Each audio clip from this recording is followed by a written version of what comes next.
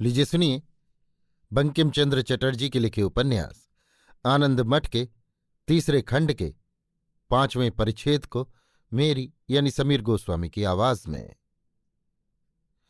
भवानंद सोचते विचारते मठ की ओर चले। जाते ही जाते रात हो गई। वे अकेले थे, अकेले ही जंगल में घुसे। वन में घुसने पर उन्होंने देखा कि कोई उनके आगे आगे चला जा रहा है। भवानंद ने पूछा, कौन जा रहा है? आगे जाने वाले ने कहा, अगर तुम्हें पूछना आता तो ठीक से जवाब भी देता। यही समझ लो कि पथिक हूं। भवानंद, वंदे। आगे जाने वाला बोला, मातरम। भवानंद, मैं हूं भवानंद गोस्वामी। आगे जाने वाला, मैं भी धीरानंद हूं। भवानंद, कहाँ गए थे धीरानंद? धीरानंद, आप ही की खोज में। भवानंद, क्यों, किस लिए? धीरानंद, एक बात कहनी थी। भवानंद, कौन सी बात? धीरानंद, एकांत में कहने की बात है। भवानंद, यहीं कहो ना, यहां तो और कोई नहीं है। धीरानंद, आप नगर में गए थे? भवानंद, हां। धीरानंद, गौरी देवी के घर पर? भवानंद, तुम भी गए थे क्या? धीरानंद, वहां एक बड़ी ही सुंदर युवती रहती है। भवानंद कुछ आश्चर्य में पड़ गए, साथ ही कुछ डर भी गए। बोले, ये कैसी बातें कर रहे हो? धीरानंद, आपने उससे मुलाकात की थी ना? भवानंद, फिर क्या हुआ? धीरानंद, आप उस पर अतिशय अनुरक्त हो रहे हैं। भवानंद, कुछ सोचकर, धीरानंद, तुमने इतनी खोज ढूंढ किस लिए की? देखो धीरानंद, तुम जो कहते हो सब सच है, पर ये तो कहो, ये बात तुम्हारे सिवा और भी किसी को मालूम है? धीरानंद, और कोई नहीं जानता।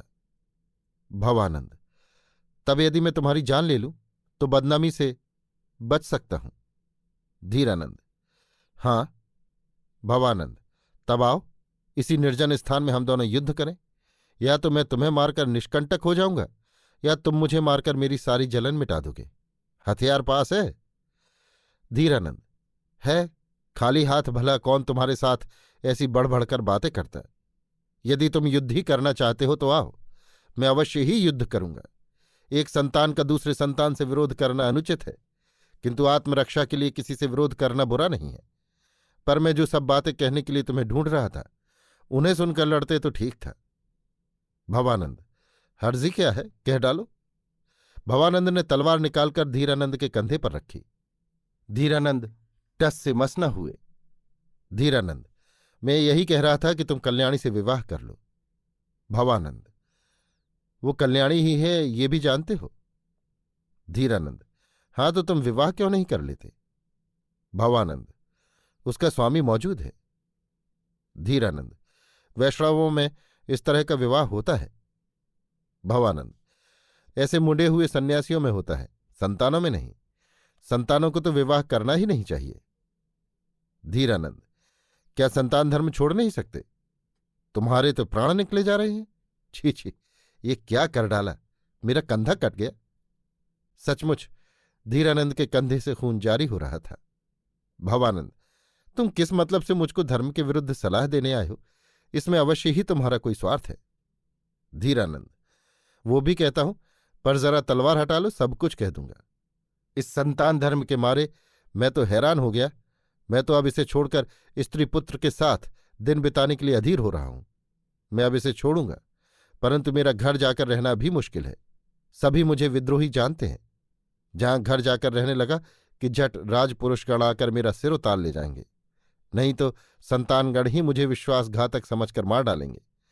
इसलिए मैं चाहता हूं कि तुम्हें भी अपने रास्ते पर ले चलूं। भवानंद, क्यों, मुझे ही क्यों? धीरानंद, यही तो असल मतलब की बात है। सभी संतानगण तुम्हारी आज्ञा मानते हैं। इन दिनों सत्यानंद यहां है ही नहीं। तुम ही सबके सिरधरू हो। तुम इस सेना को लेकर युद्ध करोगे तो तुम्हारी जीत अवश्य होगी। युद्ध जय होने पर तुम अपने नाम से राज्य स्थापित कर लेना। सेना तुम्हारे वश है ही। तुम राजा बनो, कल्याणी तुम्हारी पटरानी बने। मैं तुम्हारा अनुचर बनकर स्त्री पुत्र का मुंह देखते हुए दिन बिताऊं और तुम्हें आशीर्वाद देता रहूं, यही मेरी इच्छा है। चाहे संतान धर्म अगाध जल में डूब जाए, इसकी मुझे परवाह नहीं।